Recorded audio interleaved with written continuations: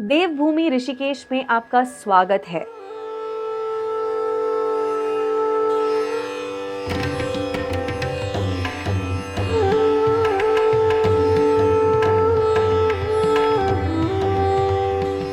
Hello friends, मेरा नाम है श्वेता और welcome to sugar spice nice Hindi. इस वीडियो में मैं आई हूँ ऋषिकेश, जो कि भारत के उत्तराखंड राज्य में है। ये इंडिया के सबसे पवित्र स्थलों में से एक है और इसे विश्व का योगा कैपिटल कहा जाता है। पर इन सब के अलावा भी इस शहर में बहुत कुछ है। गंगा किनारे बैठना, यहाँ के बढ़िया जायकों का आनंद लेना और बहुत कुछ आपके साथ शेयर करूंगी इस वीडियो में।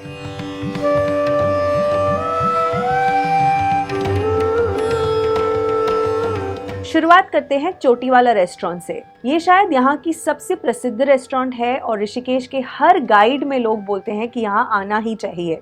ये रहे चोटी वाले। यहाँ पर कोल्ड ड्रिंक्स में आप ले सकते हैं चटाकीदार मसाला शिकंजी या फिर मीठी लस्सी, और खाने में ले सकते हैं थाली या छोले भटूरे। इनमें से एक डिश तो आपको हर एक टेबल पे नजर आएगी। मैंने ये थाली मंगवाई है। इसकी कीमत है 400 रुपए और ये लिमिटेड थाली है, पर आप शेयर भी कर सकते हैं। इसमें है पुलाव, रायता, मीठे में है एक गुलाब जामुन, बेसन कड़ी, इसमें पकौड़ी भी है, मिक्स वेज सब्जी, पनीर सब्जी, दाल मखनी, सैलेड, पापड़ और रोटी में आप तंदूरी रोटी या तवा चपाती में से चुन सकते हैं। इसमें है 4 तवा चपाती और इनके ऊपर ढेर सारा घी। सबसे पहले मिक्स वेज सब्जी ट्राई करते हैं। इसमें गाजर और फंसी यानी कि फ्रेंच बीन्स है।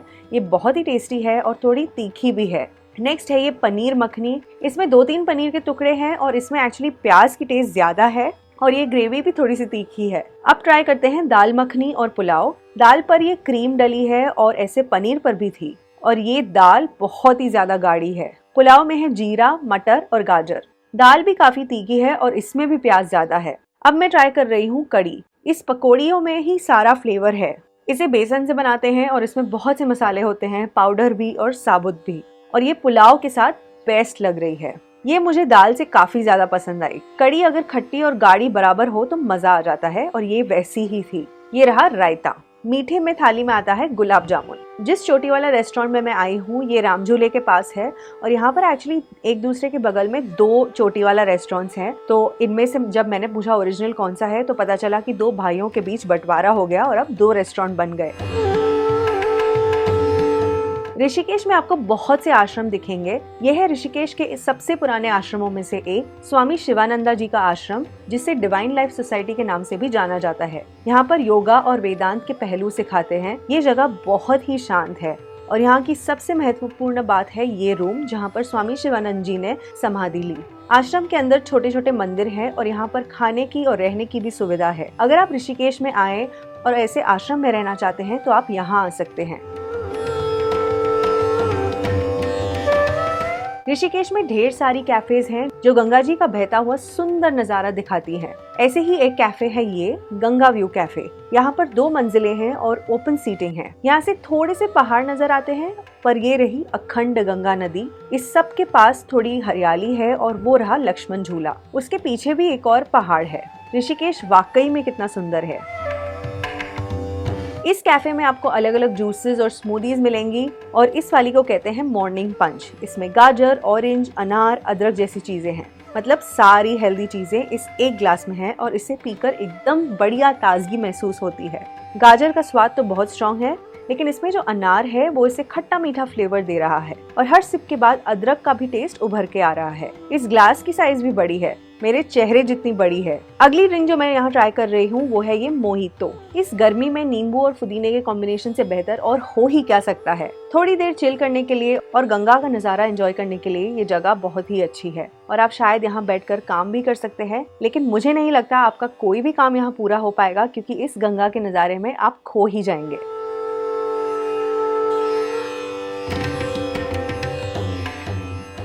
यह है जर्मन बेकरी और यहाँ से भी कितना सुंदर नजारा दिखता है। वहाँ पर जो पत्थर हैं उनकी वजह से गंगा नदी वहाँ से मुड़ रही है और इस व्यू के साथ खाना खाना वो अपने आप में एक अनुभव है।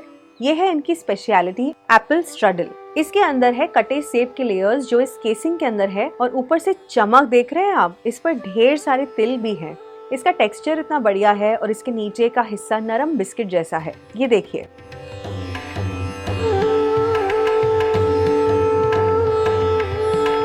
अब इस कैफे में थोड़ी अलग फील है। ये है हाइड आउट कैफे और इस कैफे को ढूंढने में थोड़ी मुश्किल हो सकती है इसके नाम के बराबर, पर यहाँ कैसे पहुँचना है उसके लिए डायरेक्शंस और गूगल लिंक मैं डिस्क्रिप्शन बॉक्स में छोड़ दूंगी।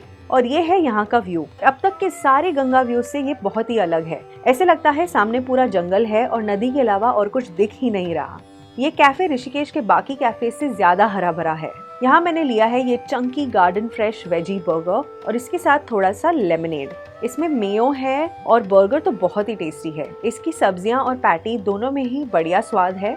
इस कैफे से ये सीढ़ियां हैं जिनसे नीचे उतरकर आप यहाँ पहुँचते हैं और यहाँ पर ये पूरी चलने के लिए जगह है। ये तो मुंबई के मरीन ड्राइव जैसा लग रहा है और इसका नाम भी शायद मरीन ड्राइव ही है। यहाँ से गंगा जी को बहते देखना एक बहुत अलग नजारा है। ऋषिकेश में घूमने के लिए सबसे बेस्ट ऑप्शन है किराए की स्कूटी। इसकी कीमत होती है करीब 500 रुपए और ये सीजन के मुताबिक कम ज्यादा होती रहती है।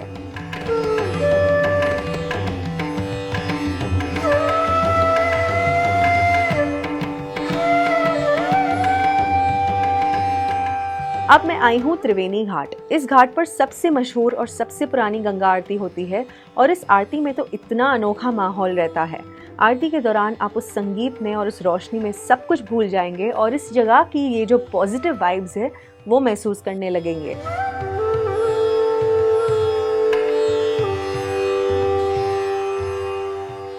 अब मैं आई हूँ राम झूले पर। लक्ष्मण झूला रेनोवेशन में है तो वो अभी बंद है, पर राम झूले पर आप चल जरूर सकते हैं और यहाँ पर स्कूटी भी जाती है। दोनों तरफ से आप देख सकते हैं कि गंगा नदी का नजारा दिखता है और चलते समय आपको फील होगा कि ये झूला हल्का सा हिल रहा है।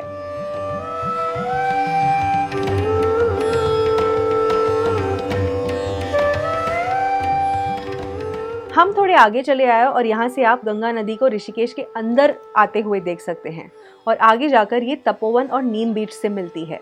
आप यहाँ पर कहीं भी ठहरकर गंगा के नज़ारे का आनंद ले सकते हैं और ये ठंडी और ताज़ी हवा भी महसूस कर सकते हैं। गंगा घाट जाते हुए राम झूले के पास कई दुकानें हैं, पर आइए मैं आपको दिखाती हूँ सबसे अलग बेकरी। ये है बेकरी ऑन व्हील्स। यहाँ आपको मिलेंगी कुकीज, बिस्किट्स और नान खटाई जो बेसन, रवा, आटा, घी, शक्कर से बनती है और ये लोग बोलते हैं कि इनमें मैदा बिल्कुल भी नहीं है। और ये है अवन जिसमें वो बनाते हैं। ये अवन अपने साथ अपने ठेले पे लेकर चलते हैं और इसी में कुकीज बनती भी हैं और स्टोर भी होती हैं। तो इस हिसाब से आपको कुकीज एकदम गर्मा गर्म मिल जाती हैं और ये बहुत ज्यादा टेस्टी होती हैं। एक पैक मैंने लिया 20 रुपए में, इसमें केवल 3 या 4 कुकीज आई।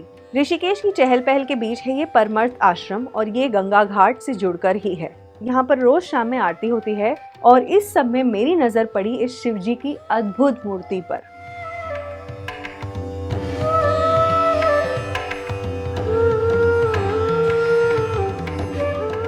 दिन भर स्कूटर से घूमने के बाद मैं लौटी हूँ मेरे होटल में। मैं रह रही हूँ योग निकेतन बाय संस्कृति में। हम थोड़ी ही देर में रूम देखेंगे, लेकिन उसके पहले चलते हैं हाई टी के लिए, जो कि यहाँ पर हर शाम होता है। हाई टी में आज है वड़ा पाव और गर्मा गर्म वड़ा पाव के लिए तो मैं हमेशा तैयार रहती हूँ। इसमें है चटनी, मिर्ची और ऊपर ढेर सारा ठेचा। इसकी सबसे बढ़िया बात है कि इन्होंने एक्चुअली ठेचा बनाने की कोशिश करी। इसके अंदर के आलू मुंबई के वड़ा पाव से अलग है, लेकिन फील तो पूरी है और मुझे नहीं लगता कि मुंबई में मैं वड़ा पाव खाते वक्त ऐसा व्यू एंजॉय कर पाऊंगी। तो ये तो बहुत ही ज्यादा खास एक्सपीरियंस है। हाई टी मेन्यू में पकोड़े भी हैं और साथ साथ cheese balls, cold sandwiches, rusk, khari biscuit और कुकीज भी। इस होटल की सबसे सुंदर बात है कि आप यहाँ बैठकर गंगा नदी को बहते देख सकते हैं और ये तो सोने पर सुहागा है कि इनका खाना भी बेहतरीन है। इस व्यू की वजह से ही इस होटल ने मेरा दिल जीत लिया। योग निकेतन से इस जगह की डायरेक्ट एंट्री है और इन सीढ़ियों पर बैठकर और करीब से गंगा मैया को एक्सपीरियंस कर सकते हैं। चलिए अब ऊपर चलते हैं मेरा कमरा देखने। मैं पहले फ्लोर पर हूँ और ये है इनका प्रीमियम गंगा व्यू रूम और इस व्यू का रूम तो किसी भी और होटल के व्यूज को हरा देता है। ये होटल वैसे तो यहाँ पर बहुत सालों से है और आपको शायद लगेगा कि ये पुराना है, लेकिन देखने में तो लग रहा है कि इन्होंने हाल ही में रेनोवेट किया है और सफाई के हिसाब से मैं इन्हें 10 में से शायद 7 नंबर दूंगी। वहाँ पर इम्प्रूवमेंट का बहुत ज्यादा स्कोप है, लेकिन इनका खाना मैंने बहुत इंजॉय किया और स्टे भी काफी आरामदायक था। यहाँ रहने के पर नाइट चार्जेस थे 6,500 और इसमें ब्रेकफास्ट इंक्लूडेड था। मैं ये होटल रेकमेंड करूंगी इस व्यू के लिए। अगर आप ऋषिकेश आ रहे हो तो जितना हो सके उतना गंगा के पास रहे तो बेहतर है। होटल के आसपास का भी एरिया अच्छा है, शहर से थोड़ा सा दूर, और यहाँ से बस बाहर आकर आप गंगा किनारे टहल सकते हैं।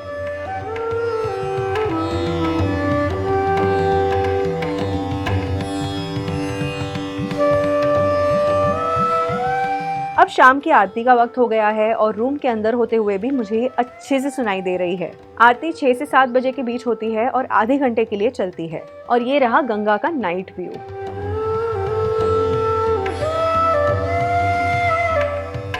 ऋषिकेश में मैंने सोचा नहीं था कि मैं बढ़िया पिज्जा खा पाऊंगी, पर यहाँ तो मुझे मिल गया एकदम ऑथेंटिक इटालियन रेस्टोरेंट और पिज्जेरिया, जिसका नाम है ए तवोला कॉन्टे। और इस जगह के बारे में मैंने इतना सुना है और इतने सारे यूट्यूब वीडियोस में देखा है, तो मैं यहाँ पर चली आई। इसे एक इटालियन शेफ ने शुरू किया है, लेकिन अब इसके मालिक भारतीय हैं।